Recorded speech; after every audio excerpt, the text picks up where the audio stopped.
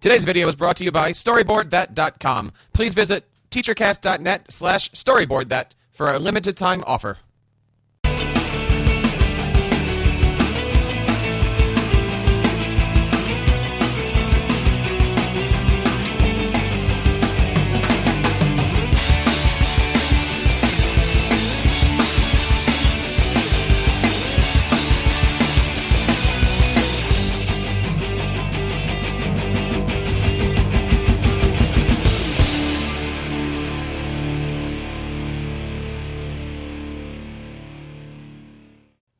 Hello, everybody, and welcome to the TeacherCast podcast. You are listening to the podcast that brings you the best in educational technology right from the app developers themselves. I am thrilled today that you have chosen to make TeacherCast your home for professional development. Hello, everybody, and welcome. My name is Jeff Bradbury, and if this is the first time you're joining us today, thank you so much. Welcome to episode 119. We have so many great things happening on TeacherCast. I want to point out a few great things. Of course, over on our website, teachercast.net, we have put together a great podcast that we actually recorded last night all about Star Wars. If you're one of those fans of that series where they're dealing with the Force and the Wookiees and the Ewoks, you will be happy to know that we just came out with episode 2 called Introducing Star Wars in the Classroom to create awesome lesson plans for your students.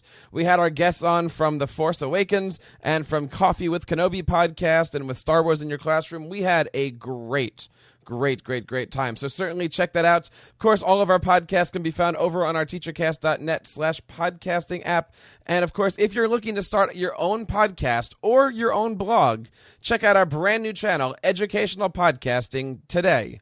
That's educationalpodcasting.today. And of course, there are several great ways that you can help us out and participate in our show. We love it when you go over and follow us on Twitter at TeacherCast. Leave us a voicemail at teachercast.net/voicemail. Email us at feedback@teachercast.net, and of course, subscribe and review this great show over on teachercast.net/iTunes and teachercast.net/YouTube. And again, thank you so much and welcome to our 119th episode. We are doing some great things over here. Today's show is all about student achievement and things that students can do if they're gifted and talented. My guest today is Katie McClarty, who is the leader of the Center for College and Career Success. I want to bring on Katie today. Katie, welcome to the show. How are you today? Thank you. I'm having a great day. Tell us a little bit about yourself. Hi, my name is Katie McClarty, and I am director of the Center for College and Career Success at Pearson in our Research and Innovation Network. I lead a team of researchers with the goal of having all students having opportunities for college and career success because they know the knowledge and skills and abilities that are needed to be successful and can track their progress along the way. Well, let's take a look at some of the stuff that you're doing here. The website, of course, is researchnetwork.pearson.com. Tell us a little bit about some of the work that you're doing and how we can learn more about the great things happening over at Pearson these days. Sure. The Research and Innovation Network is actually a set of 6 research centers. And so, like I said, I lead the Center for College and Career Success, but we also have 5 other centers. And the topics are dedicated to those areas that we think are big issues today in education. So there's a whole center on educator learning and effectiveness, one on digital data analytics and adaptive learning, next generation assessments and learning science and technology, and product development and efficacy research. So we've got a team of researchers all tackling different topics and working together to solve some of these education challenges. I said, I lead the College and Career Success, one of those 6 centers. How did you get interested in doing all this research? I actually have an interesting background, a variety of interests. My Ph.D. is actually in social and personality psychology.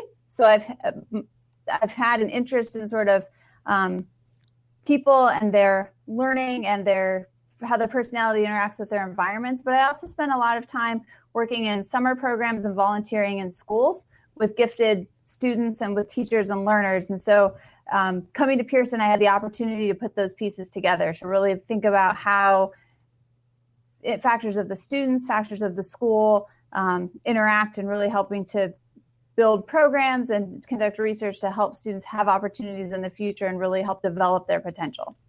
Now, today, in fact, I was listening to Blog Talk Radio, and I heard you talking about a great article that was recently written called "Should I Accelerate My Gifted Child?" And it was fascinating. Let me bring up the research here page. And this, of course, is over at researchnetwork.pearson.com. We're going to have it in the show notes here under TeacherCast Podcast 119.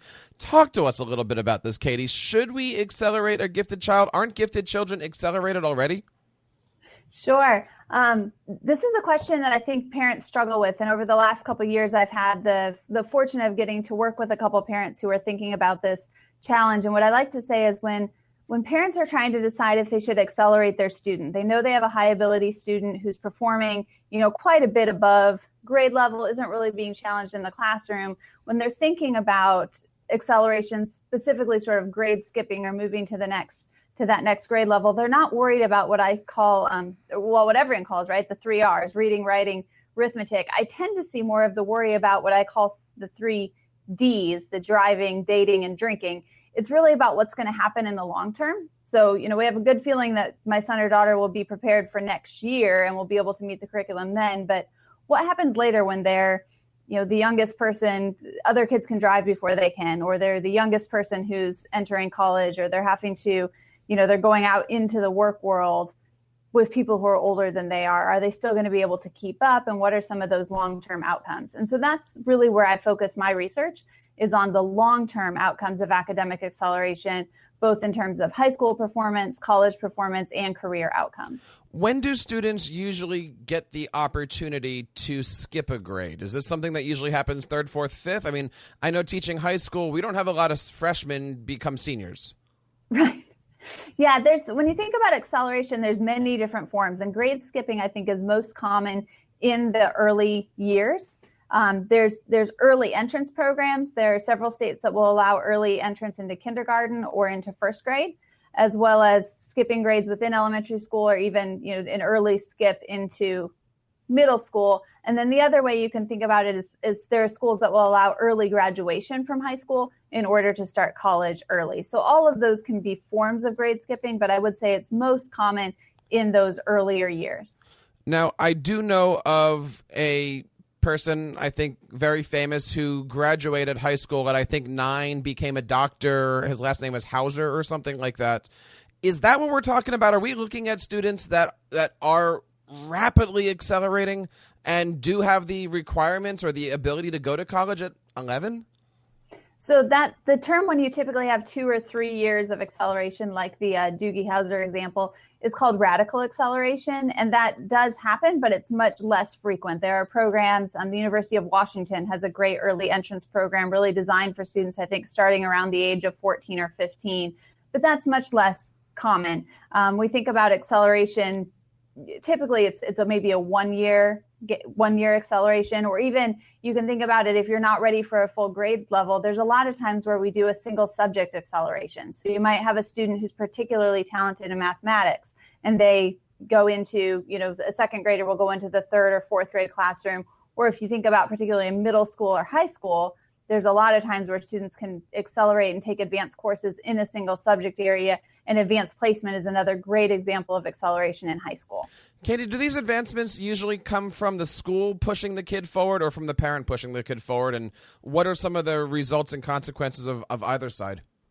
Yeah, I think acceleration works best when it is a community effort, where it's no one really pushing the child. It's really about seeing what the child is ready for. And you have students that have advanced abilities, and they're highly motivated to learn. And what you want to do is put them into an environment where they have the opportunity to learn something new every day. And it works best when you have a school and a parent and a child who all want to do that and who are all on board. I think whether that idea initially comes from the parent or initially comes from the school or initially comes from the child depends on the information that's out there and what resources parents have. And that's part of one of the projects that I've done, this careers work that I've done recently was published this month in a 2-volume set called A Nation Empowered. That came out from the Bell and Blank Center at the University of Iowa.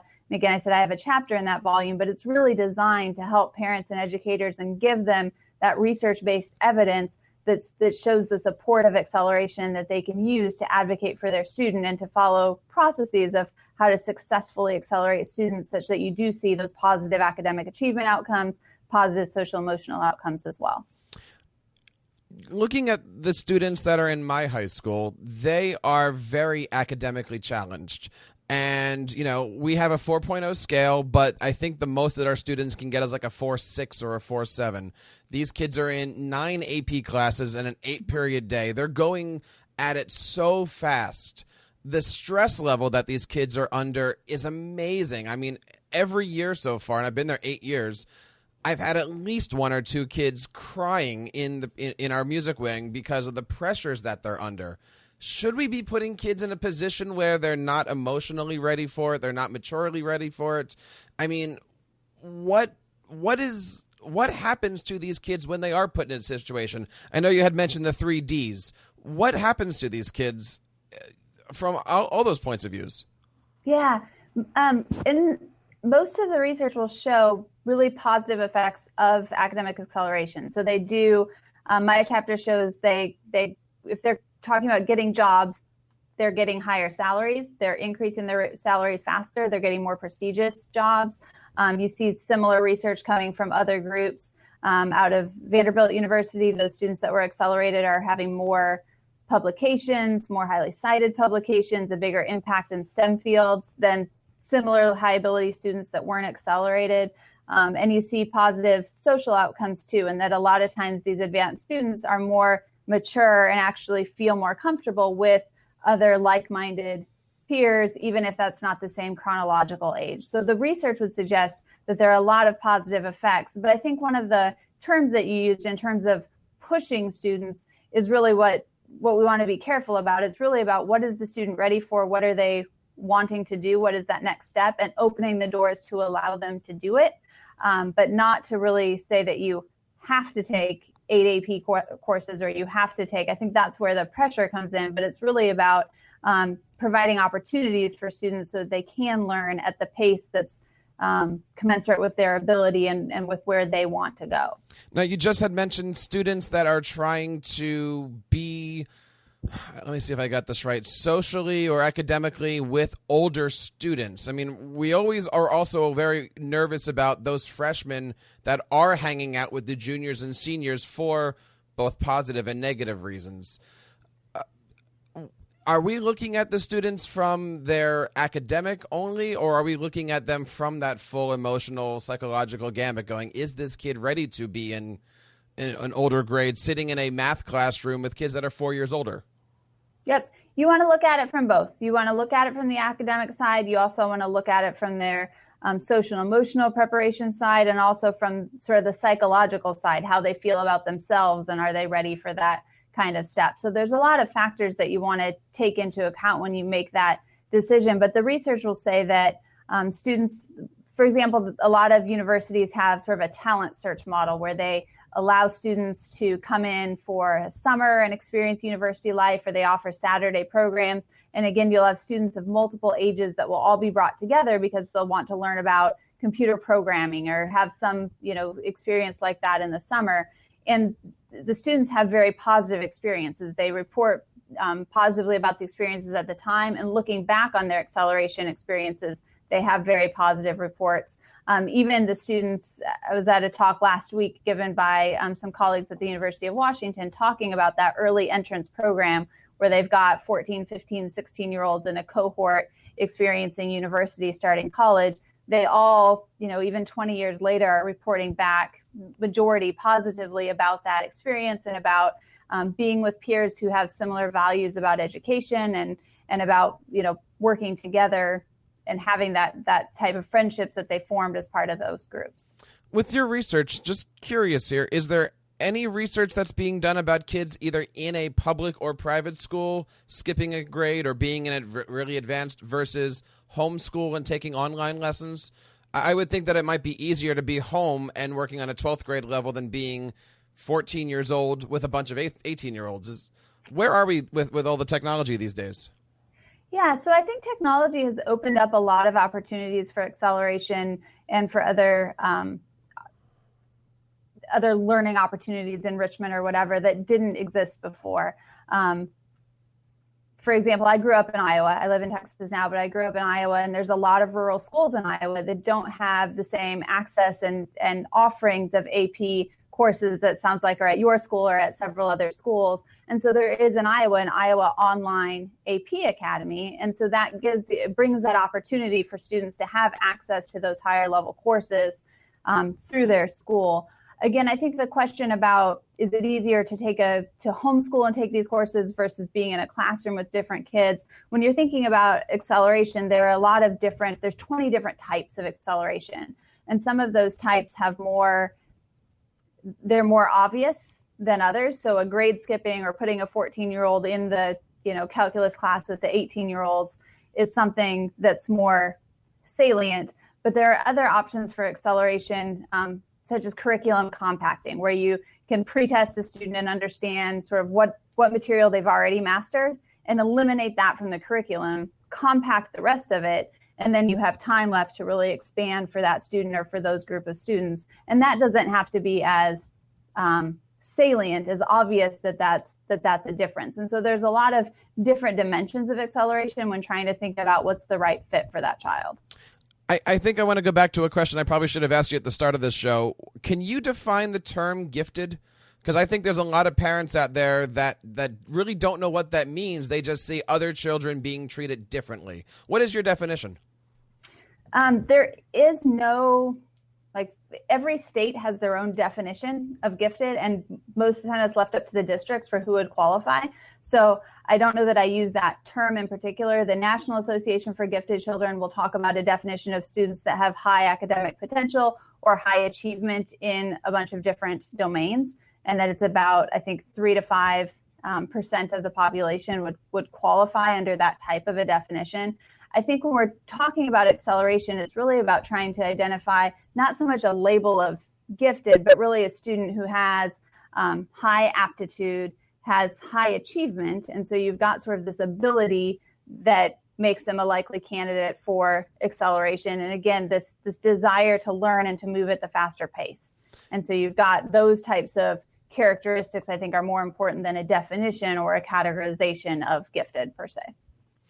One of the things that I was looking at over here is this website where you had helped, I guess, author some content here called A Nation Empowered. Talk to us a little bit about this here. This is really, really fascinating stuff. Yeah, so this publication was just released this month, and it's a 10-year follow-up to a publication called A Nation Deceived, How America Holds Back Its Brightest Students. And that came out in 2004, again, from the University of Iowa and the Bell and Blank Center, really starting the dialogue and conversation about acceleration and acceleration as an intervention. It's one of the most, it's got the most research evidence behind it and probably one of the least implemented interventions. And so that first publication 10 years ago really started that conversation. A Nation Empowered was now a follow-up to that. And so there's 2 volumes, and A Nation Deceived was the same way. And the first volume is really aimed at educators, policymakers.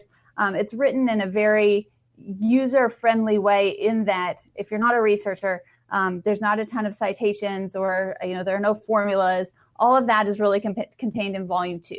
And so in volume 2, I think there's 22 chapters that really are the research evidence behind the first volume. And so they go together nicely as a set. That's really helping give parents and educators being able to empower them with the information that they need to be able to successfully advocate for and implement acceleration strategies. Well, looking down here at the bottom, it says essential questions. And let me see if I can throw a couple of these at you. But one of the essential questions is, have we assessed the student's ability correctly? If I have a child, and I have 3, and of course all of my kids are gifted, how do I know? What is the process that I would bring a child to you or to somebody to say, does my student qualify? They're 17 months old, by the way. Okay. That's right, the triplets. So I think that there's a couple different tests that are frequently used. One of the most frequently used tests to try and decide if acceleration is a good option is called above level testing. And this is the idea, most of our testing these days, if you've got a first grader, and I've got a first grader, is tests of first grade content, or a third grader takes a test of third grade content. When you give an above level test, you allow that third grader to take content that's 4th, 5th, 6th, or 7th grade So that above level content. And that's how you really can help decide what does a student know and what are they ready to learn next. And you may, through that above level testing, learn that your student really is ready for fourth grade math or fifth grade math or something like that you wouldn't get if you were just focused on the grade level content. So if you're ending up, there's a example of a student in the Nation Empowered who I think it was in fifth grade, had a perfect score on the Explore test, which is designed for eighth grade students, and was scoring in the 99th percentile on their grade level assessments. And so that doesn't give you very much information as a parent, as an educator, about what to do with that student because they've really topped out of the test. And so by giving them that above level test, it helps you really better define where are their strengths and weaknesses, and they don't have sort of that sometimes we call high flat profile, where you have, you're good at absolutely everything, but by taking those above level tests, you can get a feel for where are your strengths and weaknesses, relative strengths and weaknesses, because you have a higher ceiling. Now, I want to make sure I'm using your terms. You're saying content level. You're not. Is this the same thing as reading level, where we say my kid is in third grade, but he's reading on a sixth grade level, or reading on a? Is this the same stuff, or my kid's in third grade, but he knows all about the Constitution, and that's a sixth grade concept? What do you mean by content level? Yeah. So by content level, sort of thinking about for every state, there are the content standards that a student should master at that grade level. And then there's standards at above level. And I think for mathematics or for reading, those are easier places where you see that progression of content. And so you can say if your student is doing, algebra in third grade, that's above level content, depending on the type of algebra, they're by pre-algebra skills. But that's really what we're thinking about in terms of above level testing. It tends to be a reading mathematics. Social studies doesn't seem to have that same progression of content. Is it easy or difficult for a kid to pick this up? I would think that any third or fourth grader that really knows how to use YouTube might be able to go on and learn some algebra or pre-algebra by watching content and content and content. Is this where students are picking these things up, or are there other ways that you're seeing third through fifth graders learn these high school math and science skills?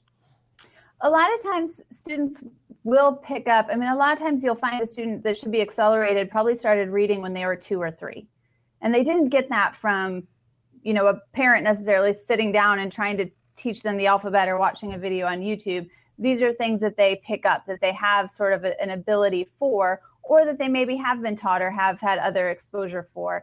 But again, you wouldn't want it to be in sort of a single domain. You really want to look and see sort of across the board in terms of mathematics, what do they know? Where would that place them? And is that really a good fit? Is that the next thing for them to learn? The goal is really so that students aren't spending as much time in the classroom bored or having to relearn things that they've already learned. One of the biggest challenges when you see a high ability, highly able student who underperforms is typically because they're bored in the classroom and they're not seeing a challenge. And so the idea is trying to continue to find the content that will challenge that child. And you may be able to do that by differentiating within the classroom environment that exists. You may be able to compact the curriculum that student has to do to be able to give them some additional content within the class, or it may be something that the better strategy is to move them into a different classroom or into a different group or into a different environment to be able to give them that extra learning, whether that's done through an online computer module or whether that's done by going to a different class within that school. This is amazingly fascinating to me, by the way. And so if the questions are all over the place, that's because my mind is completely firing on all these different topics here. I'm curious about a few things. Coming from the music world, we see students who are amazingly talented on the violin and, 3-year-olds who are playing these Mozart concertos. And what always ends up happening with those 3-year-olds with the Mozart concertos is you have the parents that are pushing and pushing and pushing. Do you have the opportunity to do research on the family units of students that are up there? Maybe mom says, my kid is gifted and talented, and you're like, maybe not. Or the mom that's, look, my kid's got to graduate with his doctorate by the time he's 14. What is the parent structure like, or what should be the parent structure like if you do have a student that's gifted and talented and able to get access to some of these great resources? Yeah, I think that's a wonderful question. And I would say I have not done direct research. I've not had the opportunity to do direct research with a bunch of different families, but I would point out a couple things. One, I think students who excel in any area, whether that is music or sports or academics, tend to have some pretty strong supporters that have enabled them to be able to do that and have helped them through, some of the deliberate practice ideas, right? Of here's how you get better, here's the thing that you have to practice, through that support. And so I do think that the parents or educators play a role in helping to develop that talent for students. I think one of the misconceptions that we have when we think about gifted students is that they are coming from, sort of more affluent families that have a lot of parental support and that are pushing their children. I think that we also need to make sure that we remember, high ability students come from all sort of different backgrounds. And there's a lot of students in more of a low income or families have less resources and maybe aren't aware of these different opportunities or don't know that their students could benefit from being able to see some of those accelerations or being exposed to that higher level content. And so I think it's important as schools that we continue to give those opportunities to students, whereas in music or in sports, you may take extracurricular and enrichment activities outside of school, music lessons and, sports teams and traveling teams to be able to continue to build up your student. In academics, there are those opportunities as well, but sometimes for families with fewer resources, those aren't available. And so the school can be able to provide additional learning opportunities really without a ton of extra cost if students can, go to a higher level class for one period a day or, be provided with an online resource for learning new material. Speaking today with Katie McClarty, who works for Pearson and the Center for College and Career Success. Just backing up on what you were talking about, let's say that I am in some part of the country and my school district doesn't have those resources or doesn't have a teacher that's specialized in exactly what my student needs. We hear all the time in the music world of parents pick up and they come to New York and they put their kid in Juilliard prep. Where can you help me focus a parent's resources if they are in a position where they want to get their student tested, might be the term, or just looking for some help and answers? Sure. On my website, on the center website, there is an FAQ, sort of frequently asked questions about gifted education, and there's a box on there that talks about some of the places to go for more resources, like the Bell and Blank Center at the University of Iowa has a clinic, the Davidson Institute. There are several resources there of places where parents can go. But I would say there are lots of universities that offer programs, either summer programs or Saturday programs. And there again, you might want to be close by. But when I worked in summer programs in Iowa, we would have kids from Texas that would fly up for a week or two in the summer and be able to take advantage. And universities have also started providing those same opportunities online so that people can access them remotely if you don't have the ability to travel across the state or to a different state to participate in a program like that in the summer. They're starting to offer those programs online, and like Duke has a set of summer programs, but they have them in lots of different locations throughout the country, so you don't have to go to the Duke campus to be able to take advantage of those. So I think universities are really trying to open up those opportunities more to students who are in areas where they wouldn't have previously had those opportunities.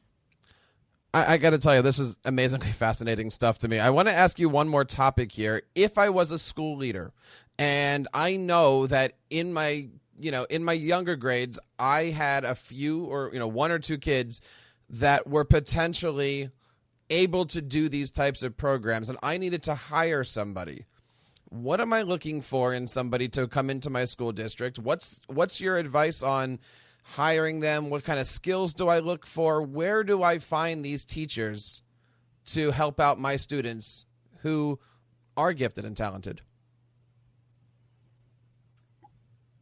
I think there are a lot of programs and resources available, and I think it's a good question. I've got a couple different answers in my head as you ask it. So on the one hand, I would say I think all educators are trying to do the best for the students that they have and be able to meet the needs of the diversity of learners that they have in their classroom.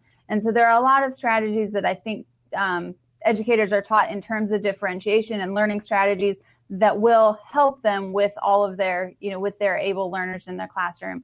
In terms of having sort of specialties, in terms of thinking about gifted and talented, I think there's there are a lot of colleges of ed that have started to offer programs or certifications in this area, or an add-on certification in terms of a gifted credential. So I think those are areas there, or having teachers take some professional development courses in these areas. You can start to learn more about the characteristics of these students to understand them better. I mean, a student that is a good candidate for acceleration doesn't need to be scoring perfect in your class in order to be a good candidate to move ahead. And, learning that sometimes if you see a student who's not completing assignments or staring out the window, might not be because they don't understand the work, but because they're bored and don't want to complete the work. So I think there's some understanding of how those behaviors would manifest themselves in the classroom. Some of the stereotypes we have about gifted learners of being the students who, are there with their, pencil ready to go, ready to answer all of the questions and get all the answers right. I used to say it's not that, I used to work with an elementary group of gifted students, and I said, it's not that they don't get in trouble, it's that they find even more creative ways to get in trouble. So I think helping people understand what those characteristics of the students are, and then knowing what the programming options are, even knowing that, grade skipping may be something that you want to do, but that might not be the right solution. There's other, acceleration options. There's grade, I talked about curriculum compacting, there's telescoping, there's, single subject acceleration. So there's a variety of options that are available. And I think part of what A Nation Empowered does, going through the chapters too, is talking about all of those different options. So there's a lot of different ways that you can really meet the needs of individual students.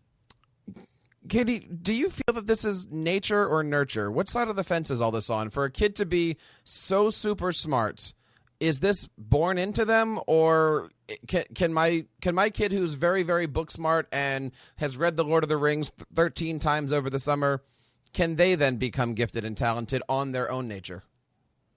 Yeah, I don't think that I think it's both. I think that students, there are students who have sort of a natural talent, and you would see that from like a 2-year-old that's learning to read, or that can read. And so you'll see some of that early development. But I also think that nature plays a really big role in helping students develop those talents and giving them the opportunities, and for them to have the motivation themselves, I think, to ultimately develop into, talented adults, or to have those success. It's not just about having sort of an innate ability. I think that, helps, but it also has to be that practice and the opportunities and being able to have those type of experiences. And so that's why I'm fairly passionate about this topic, is being able to give students those opportunities that we know through a decade of research have really positive effects in terms of their subsequent academic and professional outcomes.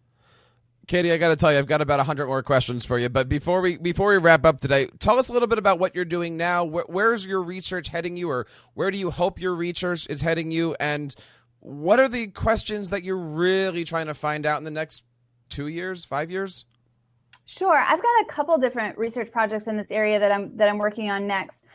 This work on acceleration has also really led me to think about how gifted students are identified and defined and served around the world. So you had asked that question about what is gifted and how is it defined.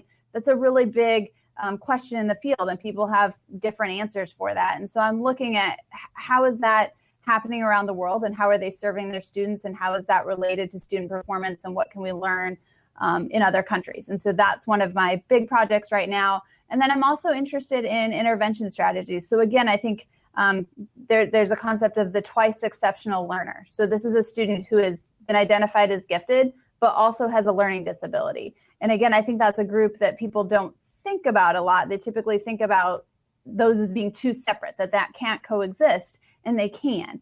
And so trying to figure out, I'm working on a project looking at intervention strategies for students who are gifted, but also have ADHD, and how can we help reduce some of those ADHD symptoms through some interventions and help on the academic side. So those are two of my big projects over the next year or so. Speaking today with Katie McClarty, where, of course, you can catch her on Twitter over at Katie McClarty. Can you talk to us a little bit about Pearson, some of the stuff that's going on there, and how people can reach out to meet you and get some information?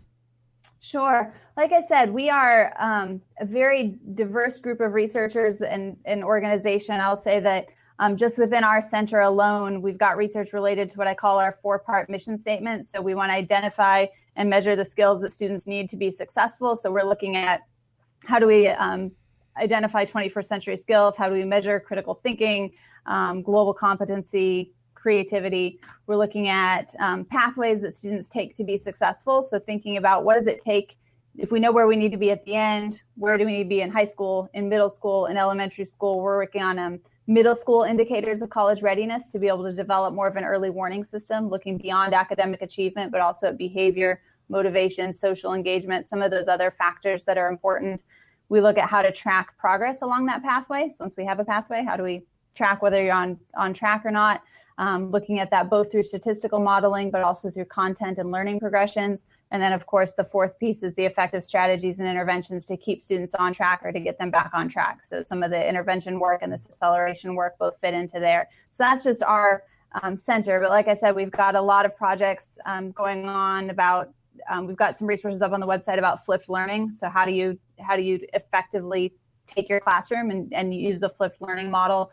We've got how do we incorporate performance assessments and game-based tasks into a classroom so that you've got multiple sources of information about your students? How do we develop better score reports that can give better information back to teachers about what the next step should be that they take with children? So I could go on probably for another 45 minutes just with different research topics that we have going on in the network, but it really is all in the service of trying to make a difference for students and move the needle in education. I think that's great. We've just come up with a part 2 to this podcast. I swear I've got about another 100 questions here. One of the things that I'm thinking about is, like, right now I've got kids that are taking SAT prep courses to get better grades on the test. Is there a course that's designed to pass the gifted test? And if so, can I, as a teacher, train my students on how to skip a grade? Or am I thinking about this completely different? No, I think it's not about trying to game a system to skip a grade to get out of school. It's really about trying to put students in the place where they're ready to learn. If a student has already mastered, if you've got that first grader and they're reading at the 3rd grade level, having them sit through a year of first grade reading probably isn't going to help advance them, and they're ready to go to that next level.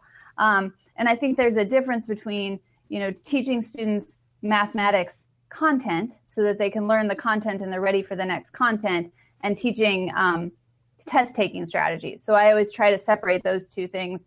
Learning how to be a faster person of filling in bubbles, which I like to tell people it's actually inside out.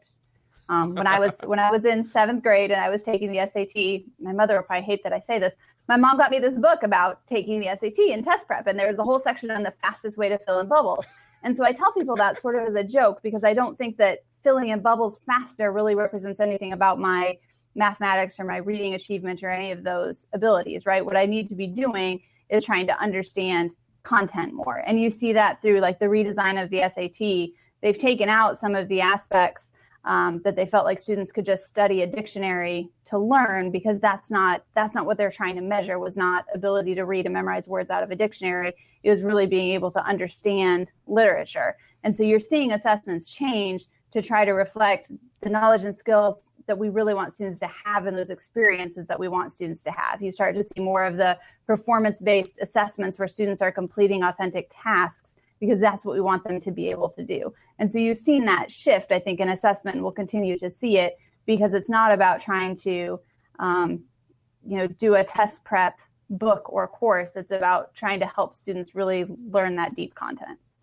Katie, you were amazing. Thank you so much for coming on the show today. Before I let you go, I have a question for you that I only am looking for a one-word answer. Should I accelerate my gifted child? Yes. Katie, thank you so much for coming on the show today. Thank you. And thank you for taking the time to join us today on the TeacherCast podcast. I want to thank again our friends from Pearson for coming on the show and sharing this amazing content with us. There's, of course, several great ways that you can connect with us each and every week on our show. You can find us on Twitter @TeacherCast. Leave us a voicemail over at teachercast.net/voicemail. email us at feedback@teachercast.net. And this show would not survive without ratings and reviews from you guys. Please check us out and subscribe over at teachercast.net/iTunes and teachercast.net/YouTube. My name is Jeff Bradbury. Until next time, keep up the great work in your classrooms and continue sharing your passions with your students.